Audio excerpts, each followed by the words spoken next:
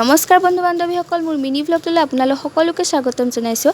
আৰু এতিয়া মই সাজিগাছি ভাগিনক কোলাত লৈ গৈ আছোঁ ৰাইজৰ মন্দিৰলৈ, কিয়নো আজি আমাৰ ৰাইজৰ মন্দিৰত আছে জেঠমহীয়া ৰাজহুৱা সভা। আমাৰ ইয়াতে জেঠুৱা গোহাঁই বুলিও কয়, আপোনালোকৰ ক'ত কি বুলি কয় জনাবচোন, কিয়নো আমাৰ ইয়াতে জেঠ মাহত পাতে, তো এই জেঠুৱা গোহাঁই বুলি কয়।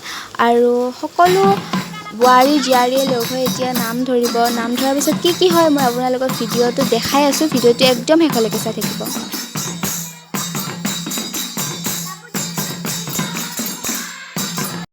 আৰু এইখন ভুৰ হয়, কলৰ ধূনাৰে বনায়। আমাৰ ইয়াতে ভুৰ বুলিয়ে কয়, আপোনালোকৰ ক'ত কি বুলি কয় এইটোও জনাই দিব। আৰু ইয়াতে শৰাই দিয়ে, ফুলেৰে ধুনীয়াকৈ সজাই, ধূপ চাকি দিয়ে। শৰাইৰ লগতে এযোৰ পাৰও দিয়ে, পাৰযোৰ উৰাই পঠায়।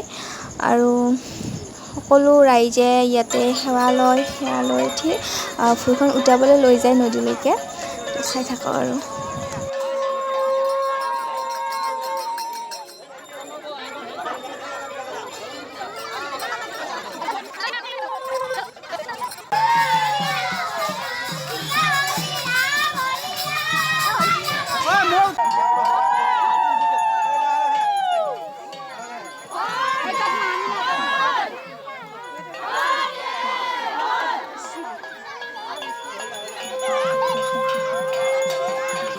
আৰু এনেদৰে নদীত ভুৰখন উটাই দিয়া হয়। তাৰপিছত সকলো ৰাইজে পুনৰ মন্দিৰলৈ উভতি আহি মাহ প্ৰসাদ গ্ৰহণ কৰে আৰু নিজৰ ঘৰা ঘৰি গুচি যায়।